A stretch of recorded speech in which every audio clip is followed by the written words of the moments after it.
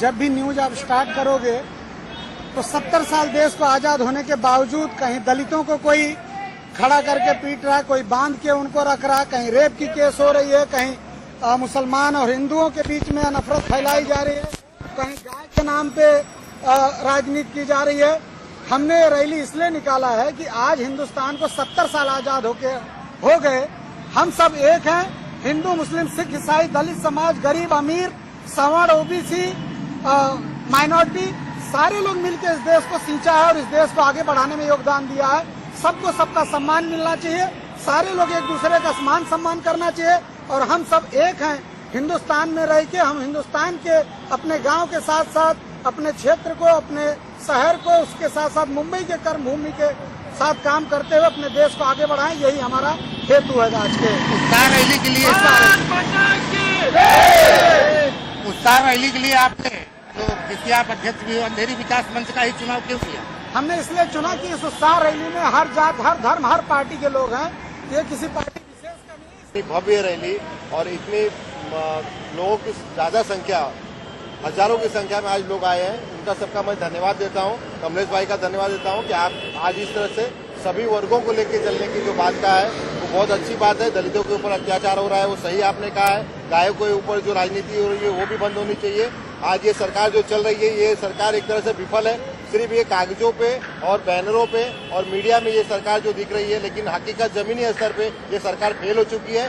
गरीब आज परेशान हो चुके हैं, आज उनको भुखमरी का एकदम कगार पे पहुंचा दिया है। ऐसी सरकार के खिलाफ हम एकजुट होकर ऐसी सरकार को हमको भगाना चाहिए। बहुत बहुत धन्यवाद। आज के लिए आरिफ भाई का लीजिए। आपको ये बता दूं कि हिंदुस्तान ये जो मुल्क है ये सिर्फ ये हिंदुस्तान जो ये मुल्क है ये किसी जाति का नहीं है। हाँ। यहाँ पर हमारे भी बाप दादाओं ने इस शहादत के लिए, इस आज़ादी जंग के लिए, वतन के लिए लड़ा है, मर मिटे हैं। और आज ये जो एक अवेयरनेस रैली श्री कमलेश राय जी ने अंधेरी विकास मंच के तरफ से निकाली, इस रैली को देखकर एक ऐसा एहसास हुआ कि भाई नहीं, देश के अंदर जहाँ पे जो कुछ भी हो रहा है, जातिवाद हो रहा है, गौ रक्षा पे से हो रहा है या एक दूसरे को मारा पीटा जा रहा है, इस तरीके की अगर अवेयरनेस रैली हो तो लोगों तक ये क्लियर मैसेज जाएगा कि हम सब एक है। हिंदुस्तान ने आपस में प्यार करना और एकता बांटना सिखाया है। देश और राज्य की जो सरकारें उसके बारे में क्या बोलना चाहोगे? देखिए, अब सरकारों का तो ऐसा है कि जैसा अभी थोड़ी देर पहले भाई ने बताया कि हम भी न्यूज चैनल देखते हैं, ऐलानात तो बहुत सारे होते हैं, मेक इन इंडिया जैसा प्रोजेक्ट होता है, फिर बड़ी बड़ी बातें की जाती है। उस दिन भी हमारे प्रधानमंत्री ने इतने बड़े मंच पर से गौ रक्षा के बारे में बोले, फिर दूसरे दिन ही कुछ और ही एक अलग सा स्टेटमेंट आ जाता है। तो ये सिर्फ स्टेटमेंट बाजी हो रही है, ये खाली बस बड़े बड़े प्रोग्राम लेके बड़े बड़े बैनर के तले बड़े बड़े एडवर्टाइजिंग एजेंसीज को हायर करके बड़े बड़े कारनामे की बातें की जाए, बट ग्राउंड रियलिटी पे कुछ नहीं। आज ही आप मुंबई शहर के अंदर अंधेरी कुर्ला रोड की आप बात ले लो, यहाँ रास्तों में खड्डे या खड्डों में रास्ता है पता ही नहीं चलता है। तो पिछले 22 साल का इतिहास रहा है कि आज भाजपा और शिवसेना की बीएमसी में सरकार बैठी है तो क्या करी है? सबसे अमीर महानगर पालिका है जिसके अंदर करोड़ों के हिसाब से हमारे जैसे टैक्स भरने वालों के टैक्स के पैसे जाते, बट वो पैसे कहाँ चले जाते? रास्ते यहाँ पे चलने के लिए नहीं है, लोग यहाँ चल नहीं सकते, गाड़ियों से लोग गिर जा रहे, बच्चे स्कूल को नहीं जा सकते। तो ये कैसी सरकार है? ये विफल हो चुकी है। अब यहाँ की जनता को, इस मुंबई शहर की जनता को एक नया विकल्प चाहिए और जो मेरे हिसाब से जो अच्छा काम करेगा वही एक अच्छा विकल्प लेकर सामने आएगा। आज की इस रैली और कमलेश राय के बारे में क्या बताना चाहोगे? देखिए, कमलेश भाई के साथ तो मेरा बहुत पुराना रिश्ता है, ये मेरे बड़े भाई जैसे हैं और जब भी इन्होंने कुछ अच्छा कार्यक्रम करने के लिए हमें आवाज दी है तो हमने हमेशा से इनका सहयोग दिया है। चाहे आज वो ये गणतंत्र दिवस की रैली हो या उनके गणेश अष्टमी का प्रोग्राम हो या दिगर जितने भी वो कल्चरल एक्टिविटी करते हैं, हम लोग उसके अंदर बढ़ चढ़ के हिस्सा लेते हैं, क्योंकि इनका एक बहुत ही क्लियर मैसेज है कि हम सब एक है, हम सब एक होकर चलेंगे। फिर चाहे वो दिवाली का त्योहार हो, हम उनके घर पे जाते, ईद की सवैयां हो तो खाने वो हमारे घर आते।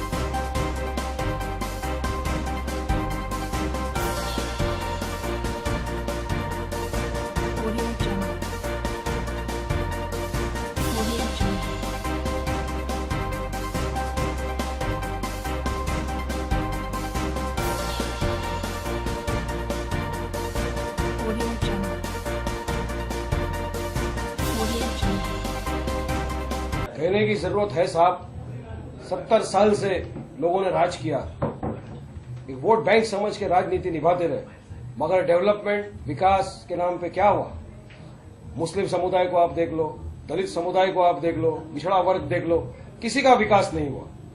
प्रधानमंत्री मोदी जी ने कहा था सबका साथ सबका विकास, मगर कहीं नहीं लग रहा कि सबका विकास हो रहा है, ना सबका साथ हो रहा है। आज आप खुद देख रहे हो देश की क्या हालत चल रही है। इंसान की कीमत कम हो गई है, गांव की कीमत बढ़ गई है। ये इस देश का हाल है साहब। कई गाय के नाम पे लोगों को, बेकसूर लोगों को इस तरह से मारा जा रहा है, मगर सरकार चुप्पी साधे हुए थी। आवाज उठाने वाली एक ही पार्टी उस समय आई, यह है मजलिस इत्तेहादुल मुस्लिमीन। और हमारे जो सदर है जनाब बैरिस्टर असदुद्दीन ओवैसी साहब, जनाब अकबरुद्दीन ओवैसी साहब, उनकी कायदत में हम सब जो मजलिस के लोग हैं एक साथ मिलकर, हमारा यही नारा है, our work is our identity.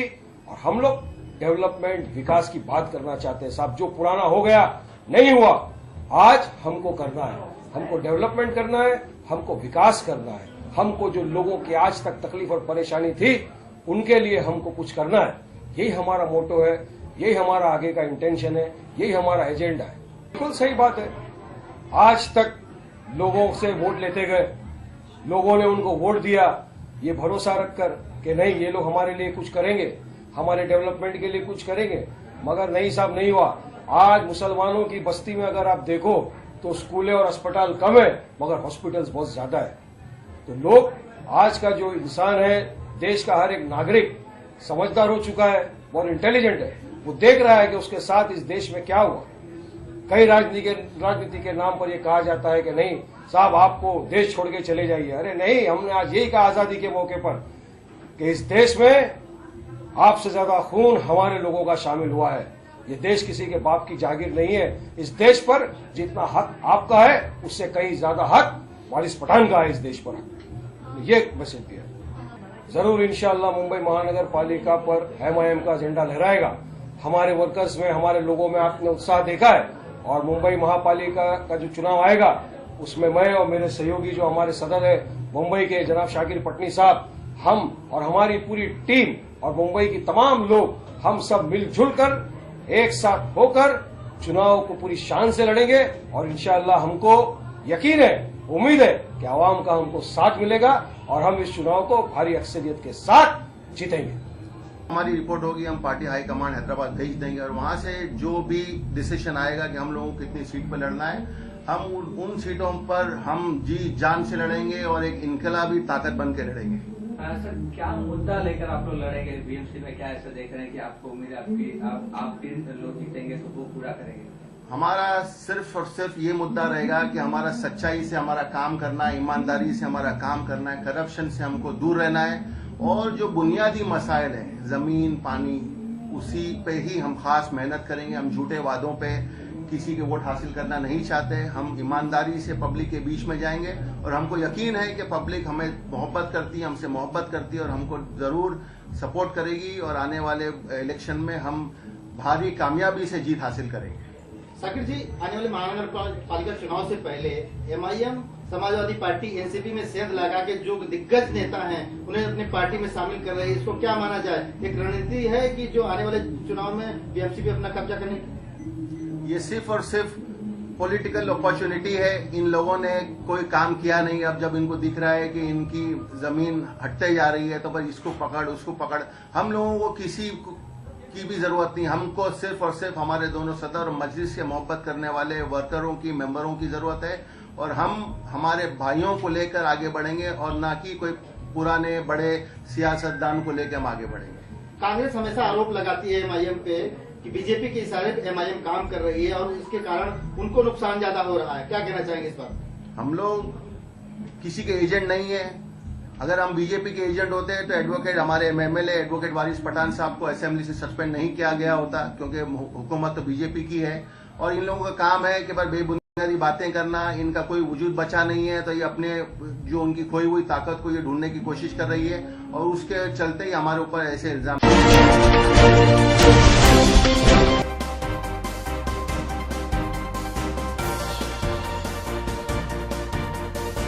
Audio Jungle. Audio Jungle.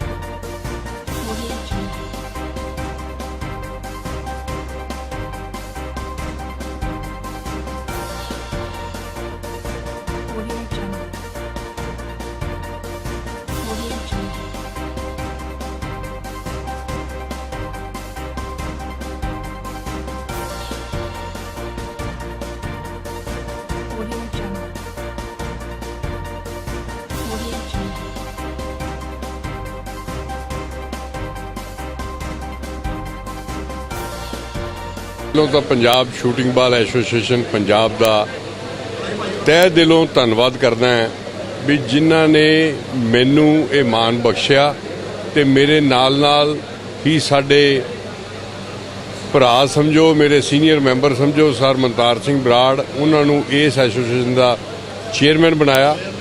ਔਰ ਮੈਂ ਆਪਣੇ ਤੌਰ ਤੇ ਐਸੋਸੀਏਸ਼ਨ ਨੂੰ ਇੱਕ ਵਿਸ਼ਵਾਸ ਦਿਵਾਉਣਾ ਹੈ ਵੀ ਜਿੰਨੀਆਂ ਵੀ ਚੀਜ਼ਾਂ ਸਾਡੀ ਪੰਜਾਬ ਸਰਕਾਰ ਵੱਲੋਂ ਇਸ ਖੇਡ ਦੇ ਪ੍ਰਤੀ ਹੋਣ ਵਾਲੀਆਂ ਕੋਈ ਚੀਜ਼ਾਂ ਬਾਕੀ ਰਹਿੰਦੀਆਂ ਹੋਣਗੀਆਂ ਤੇ ਉਹ ਮੈਂ ਇੱਕ ਸਾਰੀ ਤਿਆਰੀ ਕਰਕੇ ਡਿਪਟੀ ਸੀਐਮ ਸਾਹਿਬ ਇੱਥੇ 5-10 ਦਿਨਾਂ 'ਚ ਫਰੀਦਕੋਟ ਆ ਰਹੇ ਆ, ਸੰਗਤ ਦਰਸ਼ਨ ਰੱਖਣਾ ਉਹਨਾਂ ਨੇ। ਉਸ ਟਾਈਮ ਤੇ ਸਾਰੀਆਂ ਮੰਗਾਂ ਉਹਨਾਂ ਕੋਲੋਂ ਉਹਨਾਂ ਦੀਆਂ ਮਨਜ਼ੂਰ ਕਰਾਉਣ ਵਾਸਤੇ ਵੀ ਕੋਸ਼ਿਸ਼ ਕਰੂੰਗਾ ਤੇ ਤਹਿ ਦਿਲੋਂ ਔਰ ਆਪਣੀ ਅੰਤਰਾਤਮਾ ਤੋਂ ਮੈਂ ਕਹਿ ਰਿਹਾ ਵੀ ਇਸ ਐਸੋਸੀਏਸ਼ਨ ਦੀ ਪ੍ਰਧਾਨਗੀ ਦੀ ਜਿਹੜੀ ਇੱਕ ਹੋਰ ਮੇਰੇ ਦਿਲ ਨੂੰ ਰਿਗਾਰਡ ਹੈ ਵੀ ਕਿਉਂਕਿ ਡਾਕਟਰ ਸਾਹਿਬ ਸਿੰਘ ਵਰਮਾ ਜਿਹੜੇ ਆਲ ਇੰਡੀਆ ਦੇ ਇਸ ਦੇ ਪ੍ਰਧਾਨ ਸੀ, ਹੁਣ ਇਹਨਾਂ ਦੇ ਬੇਟਾ ਉਹਨਾਂ ਦਾ ਪ੍ਰਧਾਨ ਹੈ। ਮੇਰੇ ਉਹਨਾਂ ਨਾਲ 30-40 ਸਾਲ ਤੋਂ ਪਰਿਵਾਰਿਕ ਸੰਬੰਧ ਹੈ ਔਰ ਮੈਨੂੰ ਉਹ ਆਪਣੇ ਬੱਚਿਆਂ ਆਕਣ ਸਮਝਦੇ ਸੀ। ਮੈਂ ਇਸ ਕਰਕੇ ਵੀ ਇਸ ਐਸੋਸੀਏਸ਼ਨ ਨਾਲ ਜੁੜ ਕੇ ਜੋ ਵੱਧ ਤੋਂ ਵੱਧ ਇਹਨਾਂ ਦੀ ਸੇਵਾ ਹੋ ਸਕੇ ਉਹ ਕਰਨ ਵਾਸਤੇ ਵਚਨਬੱਧ। ਅੱਜ ਚੋਣ ਕੀਤੀ ਗਈ ਹੈ, 5 ਸਾਲ ਬਾਅਦ ਕੀਤੀ ਗਈ ਹੈ। ਇਸ ਚੋਣ ਦੇ ਵਿੱਚ ਸਭ ਤੋਂ ਪਹਿਲਾਂ ਮਨਤਾਰ ਸਿੰਘ ਬਰਾੜ ਦਾ ਮੈਂ ਜ਼ਿਕਰ ਕਰੂੰਗਾ, ਜਿਨ੍ਹਾਂ ਨੇ ਪੰਜਾਬ ਸ਼ੂਟਿੰਗ ਬਾਲ ਨੂੰ ਇੱਥੋਂ ਤੱਕ ਪਹੁੰਚਾਇਆ ਔਰ ਪੰਜਾਬ ਓਲੰਪਿਕ ਐਸੋਸੀਏਸ਼ਨ ਤੋਂ ਮਾਨਤਾ ਲੈ ਕੇ ਦਿੱਤੀ ਤੇ ਉਹ ਇਸ ਦੇ ਚੇਅਰਮੈਨ ਨੇ ਤੇ ਦੀਪਕ ਮਲਹੋਤਰਾ ਜੀ ਨੂੰ ਅੱਜ ਇਹਦੇ ਜਿਹੜਾ ਉਹ ਪ੍ਰਧਾਨ ਚੁਣ ਲਿਆ ਗਿਆ ਹੈ। ਤੇ ਇਹ ਜਿਹੜੀ ਖੇਡ ਆ ਪਿੰਡਾਂ ਦੇ ਵਿੱਚ ਬਹੁਤ ਹਰਮਨ ਪਿਆਰੀ ਖੇਡ ਆ ਤੇ ਹਰੇਕ ਹਲਕੇ ਦੇ ਵਿੱਚ ਸਾਡਾ ਆ ਘੱਟ ਤੋਂ ਘੱਟ 500 ਖਿਡਾਰੀ ਇਸ ਖੇਡ ਨੂੰ ਖੇਡਦਾ। ਇਸ ਵਾਰ ਮੇਲੇ ਤੇ ਤੁਹਾਡਾ ਜਿਹੜਾ ਮੇਲੇ ਤੇ ਸਾਡਾ ਜਿਹੜਾ ਆਲ ਇੰਡੀਆ ਟੂਰਨਾਮੈਂਟ ਹੋਊਗਾ, ਪੰਜਾਬ ਭਰ ਤੋਂ ਜਿਹੜੀਆਂ ਟੀਮਾਂ ਸ਼ਿਰਕਤ ਕਰਨਗੀਆਂ।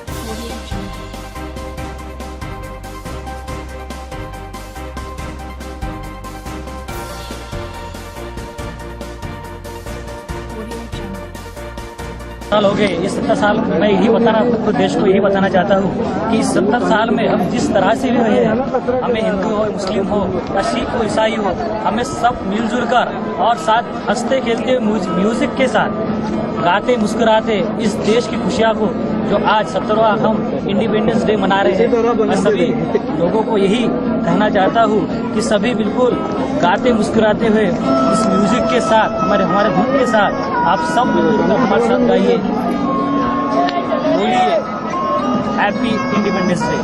आज का दिन तो बहुत ही अच्छे से मना रहे हैं सभी अपने प्राय तालाब में हम बहुत मजा कर रहे हैं और लोगों की अलग अलग जो वेशभूषा करे हुए हैं और झंडे लेके जो मजा कर रहे हैं उसके साथ बहुत मजा आ रहा है और पुलिस का जो व्यवस्था है उसके कारण सब बिंदास मजा कर रहे हैं। मतलब जो छोटे बच्चों उनके हाथ में कागज की जो झंडे उसको कैसे नहीं करना चाहिए, खेलते हुए रक्षा करनी चाहिए।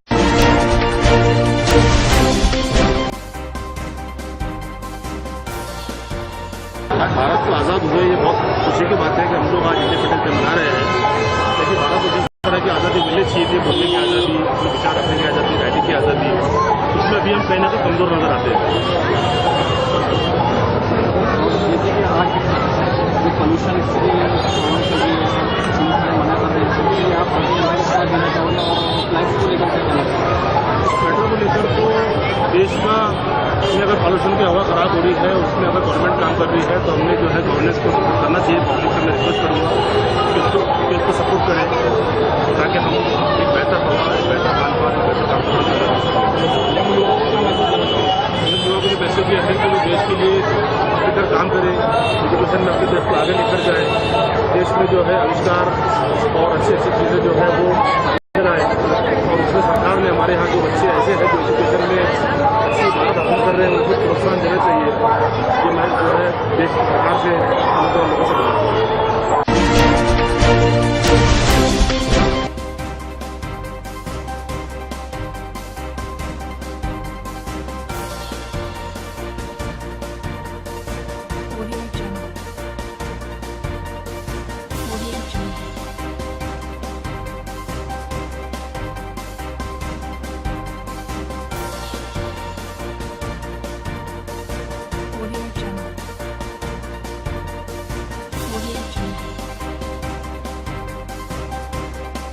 शहर के ब्रह्मपुरी क्षेत्र में स्थित श्री मध्वेश्वरनाथ महादेव मंदिर में श्रावण महोत्सव के अंतर्गत 1.25 लाख पार्थिवेश्वर बनाकर उनका पूजन किया गया।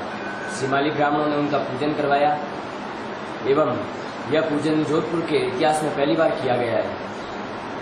यह पूजन विश्व कल्याणार्थ किया गया। जोधपुर शहर के ब्रह्मपुरी क्षेत्र में स्थित श्री मध्वेश्वरनाथ महादेव मंदिर में श्रावण महोत्सव के अंतर्गत श्री पार्थिवेश्वर शिवलिंग 1.25 लाख का 7 वार के अनुसार मंडल बनाकर श्रीमाली ब्राह्मणों द्वारा पूजन किया गया। ये पूजन जोधपुर के इतिहास में पहला पूजन है जो विश्व कल्याणार्थ के लिए किया गया है।